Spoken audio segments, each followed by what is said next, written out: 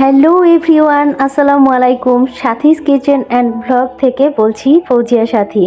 সবাই কেমন আছেন বন্ধুরা? আলহামদুলিল্লাহ, আমরা ভালো আছি। আজকের ভিডিওটি সকালবেলা থেকে শুরু করেছি। সকালবেলা বাচ্চাদের জন্য হালকা পাতলা কিছু না কিছু একটা খাবার রেডি করতেই হয়, কারণ বাচ্চারা ভারী খাবার সকালে একদমই খেতে চায় না। তারপরে 10টা-11টার দিকে ওদেরকে ভাত খাইয়ে দিই। এখানে আমি বাচ্চাদের জন্য মোগলাই পরোটা বানাবো, আর সেই আয়োজনই করেছি। সোহার স্কুলে পরীক্ষা চলছে, তো সেজন্য সোহা পরীক্ষা দিতে চলে গেছে। আর আয়ান তো সকালবেলা ঘুম থেকে উঠে ওর হালকা পাতলা একটা কিছু খেতে হয়, সেজন্য আয়ানের জন্যই এখানে বানাচ্ছি খাবারটা। সোহা স্কুল থেকে এসে ভাত খেয়ে নিবে, আর সোহাকে স্কুলে যাওয়ার সময় ডিমের পুডিং খাইয়ে দিয়েছিলাম। এখানে আমি আটার একটা ডো আগে থেকেই করে নিয়েছিলাম, আর এখন একটা পরোটার শেপ দেব। প্রিয় বন্ধুরা, ভিডিও শুরুতেই আপনাদের কাছে ছোট্ট একটি লাইক চেয়ে নিচ্ছি। প্লিজ আমাকে একটি লাইক দিয়ে আপনাদের পাশে থাকার সুযোগ করে দিবেন। আর যারা আজ আমাকে প্রথম দেখছেন বা আমার এ ধরনের আরও ভিডিও দেখতে চান, তারা চাইলে আমাকে সাবস্ক্রাইব করতে পারেন। সাবস্ক্রাইব করার পরে পাশে থাকা বেল বাটনের অল অপশনটি কিন্তু অবশ্যই প্রেস করে রাখবেন। এতে করে আমার ভিডিওটি ছাড়া মাত্রই এর নোটিফিকেশন আপনার কাছে পৌঁছে যাবে। শীতের দিনের বেলা কাজ করে একদম শান্তি পাই না।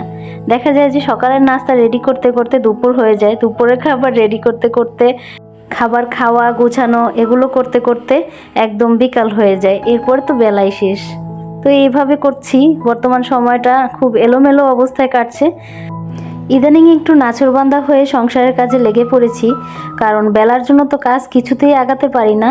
এরপরে 2-3 দিন ভাবছি যে খাবারের আইটেমটা একটু কম রান্না করব, কিন্তু সংসারের কাজগুলো একটু গুছিয়ে নিতে হবে, কারণ সামনে আরও ভারী শীত পড়তে চলছে, তখন আরও কাজ করতে মন চাইবে না।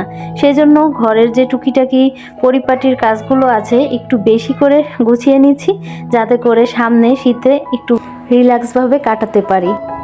ভারী শীত পড়বার আগেই আমি সবসময় শীতের মধ্যে ঘরের যে জানালাগুলো আছে সেগুলোকে ডিপ ক্লিন করি, ফ্রিজটাকে খুব ভালোভাবে ডিপ ক্লিন করে নিই, যাতে শীতের মধ্যে আর এটাকে ক্লিন না করতে হয়। এই কাজগুলো আরও আগে করার কথা ছিল, কিন্তু আমার বাবা মা দুইজন সমানে অসুস্থ থাকার কারণে এদিকে টাইম দিতে পারিনি, সেজন্য এবার একটু পিছিয়েই পড়ে গেলাম। এছাড়া ঘরের প্রতিটি রুমের সিলিং ফ্যানগুলোকে মুছে পরিষ্কার করে রাখি, যেগুলো চার্জার ফ্যান থাকে সেগুলোকে মুছে উঠিয়ে রাখি, এবং রুম হিটারটাকে বের করে দিই। ঘরের যে এসি থাকে সেটাকেও মুছে কাভার পরিয়ে দিই। শীতের যে কাপড়গুলো উঠানো থাকে সেগুলোকে নামিয়ে আবার নতুন করে ক্লিন করে এরপরে রোদে শুকিয়ে বাচ্চাদেরকে পরতে দিই। কম্বলগুলোকেও ক্লিন করে নেই। তো এইসব কাজ আমি সবসময় করে থাকি। এছাড়া ঘরের মোছামুছি করা এবং টুকিটাকি আরও অনেক পরিপাটি করার কাজ থাকে, যেগুলো আমি ক্যামেরায় ধরে তুলতে পারি না, কারণ কাচ্চাদের ম্যানেজ করা। একদিকে বাচ্চাটার এক্সাম চলছে, ছোট বাচ্চাটাও তো একদম কথায় নাছোড়বান্দা হয়ে যায়, এটা করো এটা করো। তো ওদের পিছনে একটু সময় দিতে গিয়ে দেখা যায় যে আপনাদের সাথে পরিপূর্ণ যে ভিডিওটা ওইটা শেয়ার করা হয় না। তারপরও ছোট ছোট কিছুটা অংশ তুলে ধরি। আজকে প্ল্যান করেছি ঘরের যে জানালাগুলো আছে সেগুলো সবগুলোকে ডিপ ক্লিন করব, কারণ ঘরের প্রতিটি জানালা যদি একটু ঝকঝকে থাকে তাহলে কিন্তু রুমের ব্রাইটনেসটা খুব সুন্দরভাবে বেড়ে যায়, এবং ঘরটাও দেখতে বেশ পরিপাটি লাগে। দেখতে দেখতে 2024 সালটা কিন্তু কেটেই গেল, আসছে 2025 সাল। 2024 সালটি আপনাদের কার কাছে কেমন লেগেছে? আমার কাছে কিন্তু একদমই ভালো লাগেনি, কারণ 2024 সালে আমার সবচেয়ে কাছের প্রিয় একজন মানুষকে আমি হারিয়েছি। এছাড়া আরও অনেক কাছের মানুষজনকেও হারিয়েছি। 2024 সালে দাঁড়িয়ে আপনাদের সাথে ছোট ছোট কিছু কথা শেয়ার করতে চাচ্ছি। হয়তো আপনাদের কারো কাছে ভালো লাগবে, আবার কারো কাছে ভালো নাও লাগতে পারে, তবে আপনাদের সাথে শেয়ার করছি। আজকের দিনে দাঁড়িয়ে আপনার যে জিনিসটা করতে ভীষণ ইচ্ছে করছে বা শখ জাগছে, আগামী দিন আপনার সেই ইচ্ছেটা নাও থাকতে পারে। এখন আপনার যে কাজটা করার সুযোগ আছে, কিন্তু বছর কয়েক পরে আপনি হয়তো এই জিনিসটাই খুব মিস করবেন। আজকের দিনে আপনি যে মানুষগুলোকে না বলছেন ব্যস্ততার খাতিরে, কয়েক বছর পর তাদের প্রায়োরিটি আপনার কাছে একই রকম থাকবে না। সময় আসলে প্রতি ঘন্টা, প্রতিক্ষণ, প্রতিনিয়তি, প্রতি সেকেন্ড পাল্টাচ্ছে। সময় যেমন চেঞ্জ হয়, মানুষও তেমন চেঞ্জ হয়। বর্তমানে আপনার যে শখটা আছে সেটা থাকবে না, আবার আজকে যারা আছে কালকে তারা নাও থাকতে পারে।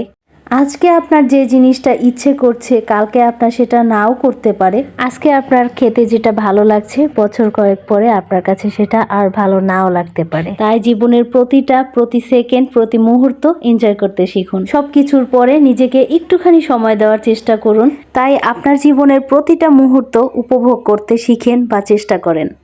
আমি এটাও জানি আমাদের গৃহিণীদের চাইলেই সব কিছু করা যায় না, তারপরেও চেষ্টা করতে হবে নিজেকে একটুখানি গুরুত্ব দেওয়ার জন্য। আপনাদের সাথে কথা বলতে বলতে ঘরের প্রতিটি জানালা ডিপ ক্লিন করে নিলাম। ঘরের যে ঘড়িটা ছিল ওইটাকে খুব সুন্দরভাবে ক্লিন করলাম।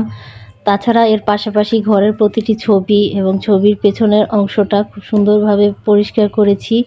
এখন ঘরটাকে একটু ঝাড়ু দিয়ে নিচ্ছি, কারণ ঘরের উপরে খুব মাকড়ের আঁশ বসেছে। এছাড়া ফার্নিচারের পেছনে পেছনে অনেক ময়লা থাকে, সেগুলোকেও একটু ডিপ ক্লিন করে নিচ্ছি। এভাবে ঘর পরিষ্কার রাখলে তাহলে ঘরে মশার সংখ্যা খুব কম থাকে আর ঘরটাও থাকে ঝকঝকে তকতকে। ফাইনালি ঘরটাকে ঝাড়ু দিয়ে নিচ্ছি, আর আমার যে হেল্পিং হ্যান্ড আছে ওকে দিয়ে ঘরটাকে ভালোভাবে ঝাড়ু দিয়ে মুছিয়ে নিব। আর এর পাশাপাশি আমি গোসল করে রান্নায় চলে যাব।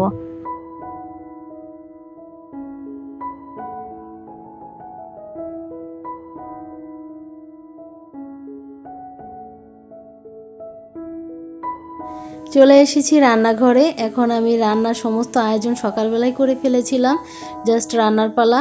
যে সবজিগুলো ভাজতে হবে সেগুলো ভাজতে দিয়েছি, আর যেই সবজিগুলো কষাতে হবে কষাচ্ছি। এখানে মুগের ডালটাকে আগেই আলাদা করে ভেজে ধুয়ে নিয়েছি, আর এখানে পোলাওর চাল আর ডাল আছে নতুন আলু, সাথে গরুর মাংস। আজকে রান্না করছি গরুর মাংস আর পাতলা খিচুড়ি।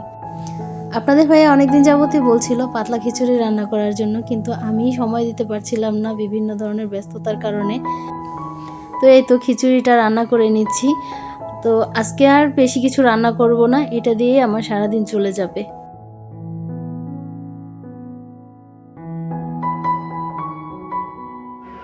যাক, অবশেষে ফাইনালি আমার শীতের আগের যে প্রস্তুতিগুলো এগুলো সব ক্যামেরায় অফ ক্যামেরায় একে একে সব গুছিয়ে নিয়েছি। এখন আমি একটু নিশ্চিন্ত হলাম। তারপরেও বাকি আছে, রান্নাঘরটাকে একটা ডিপ ক্লিন দিতে হবে, কারণ অনেক দিন যাবৎ রান্নাঘরটাকে ডিপ ক্লিন করি না, একদম তেল চেটচেটে হয়ে আছে, সেটাকেও একদিন ধরতে হবে। খুব শীঘ্রই আপনাদের সাথে সুন্দর সুন্দর কিছু ভিডিও নিয়ে আসছি। আশা করছি কিছুদিনের মধ্যেই দূরে কোথাও বেড়াতে যাব, আর সেখানে আপনাদেরও ভালো লাগবে আমারও ভালো লাগবে, এমন একটা জায়গায় যাব। যেহেতু বাচ্চাদের পরীক্ষা শেষ, ডিসেম্বর মাস, এখনই সময় একটু বেড়ানোর। তো বিভিন্ন জায়গায় ঘুরতে বেড়াতে যাব, এবং সেখানে কি কি হচ্ছে বা হবে সেগুলো পুরোটাই আপনাদের সাথে ইনশাল্লাহ শেয়ার করব। আপনাদের সাথে কথা বলতে বলতে আমি এখানে গরুর মাংসের যে যে মশলাগুলো অ্যাড করতে হয় সবগুলো অ্যাড করে নিচ্ছি। আর সাধারণত গরুর মাংস আমি এভাবেই রান্না করি, অনেকে কষিয়ে রান্না করে, কিন্তু আমার কাছে এভাবে সব মশলা অ্যাড করে মাখিয়ে তারপরে রান্না করলে বেশি ভালো লাগে, সেজন্য আমি এভাবেই রান্না করি। গরুর মাংস রান্না করতে করতে এর পাশে খিচুড়িটাও প্রায় হয়ে এসেছে, তো গরুর মাংসটাই বাকি আছে। গরুর মাংসটা বসিয়ে দিয়ে আমি নামাজ পড়তে চলে যাব। নামাজ পড়ে এসে খাওয়া শুরু করব। কিন্তু শীতের দিনের বেলা খাওয়া দাওয়া এবং বাচ্চাদেরকে অন্যান্য কাজ করা টুকিটাকি, এগুলো সব কিছু মিলিয়ে আপনাদের সাথে আর খাওয়ার ভিডিওটা শেয়ার করা হয়নি। তো যাই হোক, আমার এই ছিল আজকের ভিডিও। চেষ্টা করেছি আপনাদের সাথে একটু একটু করে শেয়ার করার জন্য। দুপুরবেলার খাওয়া দাওয়ার শেষে এরপরে বাচ্চারা বিভিন্ন ধরনের বায়না ধরে, তো তখন ওদেরকে কি দিব ভেবে পাই না। তো আজকে আপনাদের সাথে একটা ছোট্ট রেসিপি শেয়ার করব, আশা করি এটা খুবই মুখরোচক, আপনাদের কাছেও খুবই ভালো লাগবে। এখানে আমি পেয়ারা মাখা বানাচ্ছি। সোহাদের স্কুলে যে গেটে মামারা বসে থাকে তারা এভাবে করে পেয়ারা মাখা বানায়, আমার কাছেও খেতে খুব ভালো লাগে। তো তখন আমি এটা দেখে শিখে রেখেছি। এখানে আমি অ্যাড করেছি বিট লবণ, সাদা লবণ, রাঁধুনি কাসুন্দি, একটুখানি মরিচের গুঁড়া আর তেঁতুলের মার। তেঁতুলটাকে আমি আগেই ভিজিয়ে রেখেছি, এরপরে এই পুরোটা তেঁতুল এর মধ্যে দিয়ে দিব। এরপরে এটা সব একসাথে মেখে নিব। এটা যে খেতে কতটা মজাদার হয় একবার যদি আপনারা ট্রাই করেন তখন বুঝতে পারবেন। ছোট থেকে বড় সবাই পছন্দ করবে এই খাবারটা। এই ছিল আমার আজকের ভিডিওটি কেমন লেগেছে অবশ্যই কমেন্টের মাধ্যমে জানাবেন। সবার জন্য রইল অনেক অনেক দোয়া আর ভালোবাসা। সবাই ভালো থাকবেন, সুস্থ থাকবেন। দেখা হচ্ছে নেক্সট ভিডিওতে।